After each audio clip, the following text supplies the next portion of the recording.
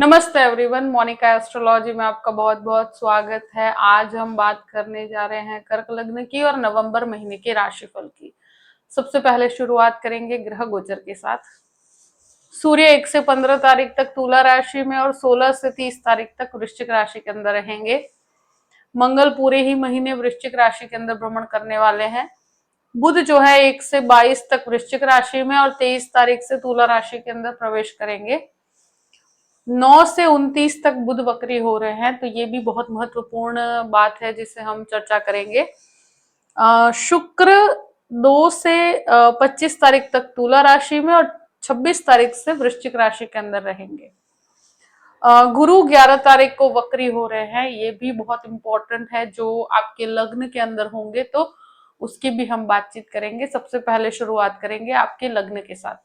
कर्क लग्न और लग्न का स्वामी बनता है चंद्रमा। लग्न के अंदर गुरु बैठे हैं, उच्च के गुरु हैं, 6th हाउस के लॉर्ड बनकर और नवम भाव के स्वामी बनकर बैठे हैं।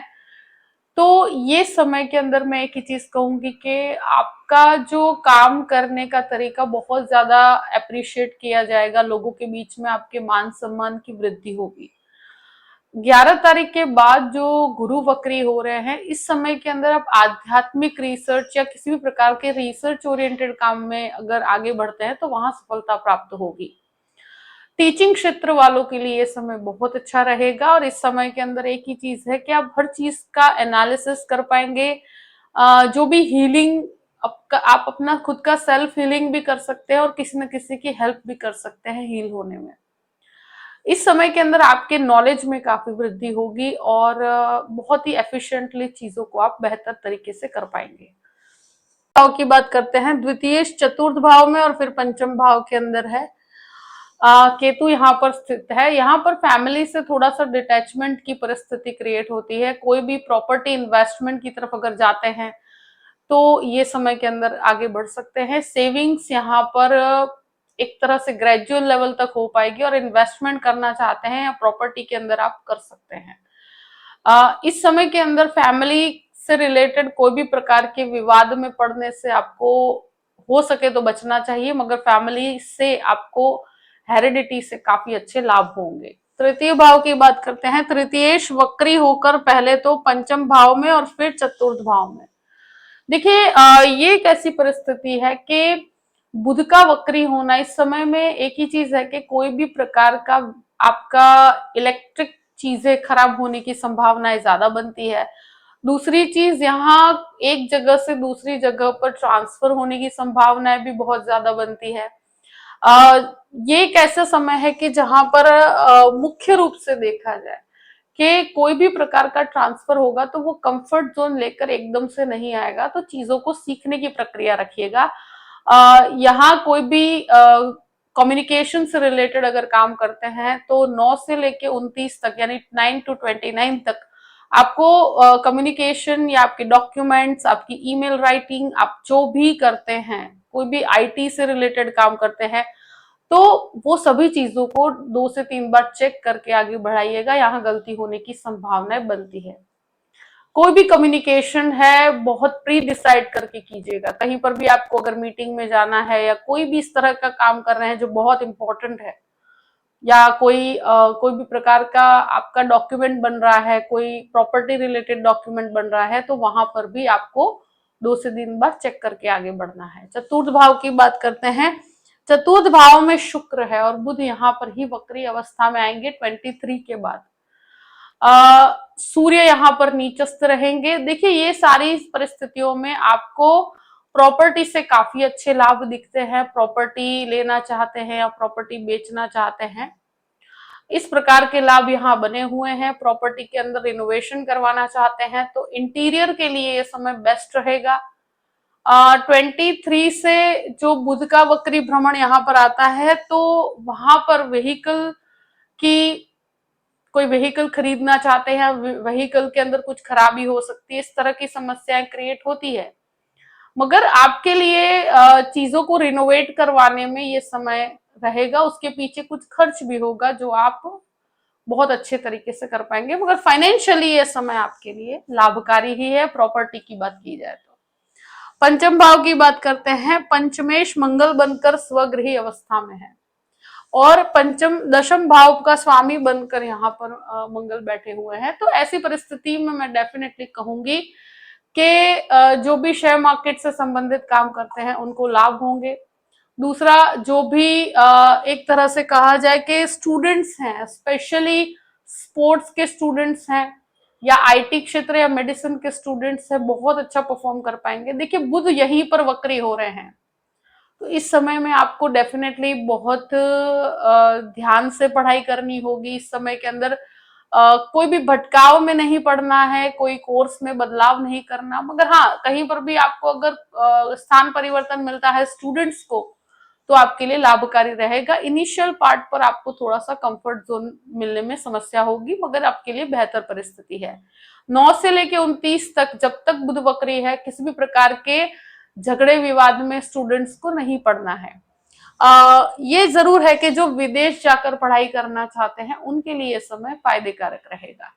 अब बात करते हैं आपके छठे घर की। छठे घर का स्वामी लग्न में है और गुरु बनकर 11 तारीख से वक्री हो रहे हैं। देखिए, 11 तारीख से वक्री होने से क्या होगा कि इनिशियल 11 दिन तो ये मार्गी है, जो बहुत अच्छा है, मगर 11 तारीख के बाद वक्री होने पर थोड़ा सा आपके हेल्थ में, ओबेसिटी में बढ़ोतरी हो सकती है। आपको कोई भी प्रकार का थायराइड या हार्मोनल प्रॉब्लम है तो यहाँ पर वो आगे आ सकता है। लेडीज में पीसीओडी, इस तरह की समस्याएं, हार्मोनल इम्बैलेंस की समस्याएं यहाँ पर क्रिएट हो सकती है, तो वहां पर थोड़ा सा स्वास्थ्य का ध्यान रखना होगा, मगर बहुत ज्यादा घबराने की परिस्थितियां यहाँ नहीं है। कोई भी प्रकार की लोन की प्रक्रिया है तो डेफिनेटली शुरू के 11 दिन में लेते हैं तो ज्यादा बेहतर रहेगा। अब बात करते हैं 7th हाउस की। 7th लॉर्ड जो है वो शनि बनकर आपके नवम भाव के अंदर है। यहाँ गुरु का दृष्टि संबंध पूर्ण रूप से बना हुआ है, तो गृहस्थ जीवन के अगर कोई डिसीजंस नहीं आ पा रहे तो डिसीजंस आएंगे। झगड़े विवाद है तो उसे रिजॉल्व करने की आप कोशिश कर पाएंगे। जो अनमैरिड है उनके लिए पॉसिबिलिटी बहुत ज्यादा है कि वो कोई भी प्रकार के मैरिज की तरफ आगे बढ़े या इस तरह की कोई योजना तैयार करें, तो मैरिज के लिए संभावनाएं बहुत अच्छी बनती है। एक कोशिश करेंगे तो आपको यहाँ पर सफलता डेफिनेटली प्राप्त होगी। यहाँ पर एक चीज डेफिनेटली है कि गृहस्थ जीवन के विवाद भी अगर है तो उसको आप रिजॉल्व करने में काफी हद तक सक्षम हो पाएंगे।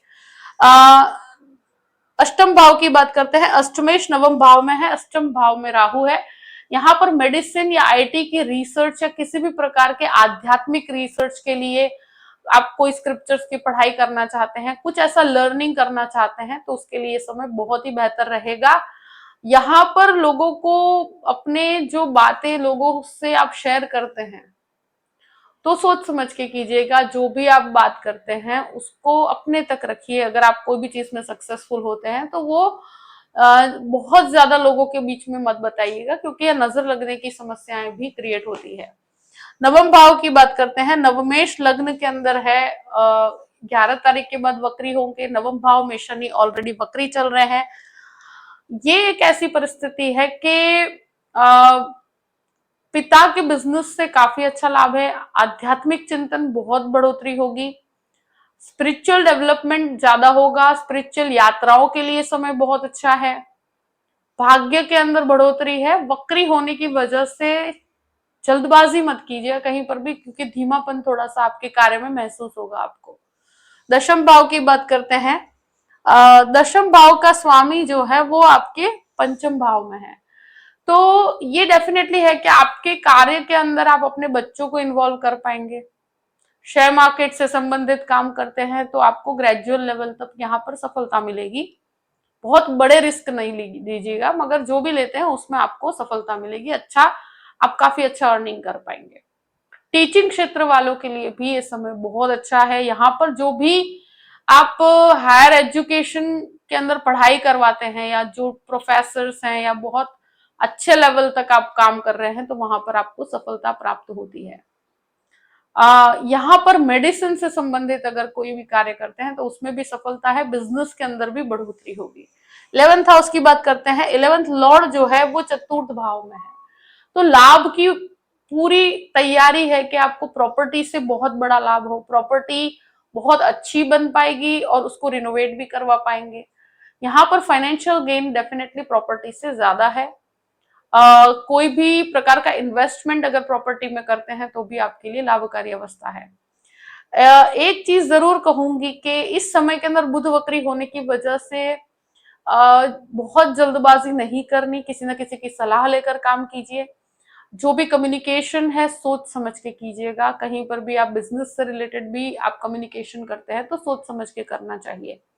12th हाउस की बात करते हैं। 12th लॉर्ड वक्र अवस्था में पंचम भाव में और फिर चतुर्थ भाव में, तो बच्चों से रिलेटेड एक्सपेंस हो सकता है, बच्चों के कुछ झगड़े हो सकते हैं जिसमें आपको इन्वॉल्व होना पड़े।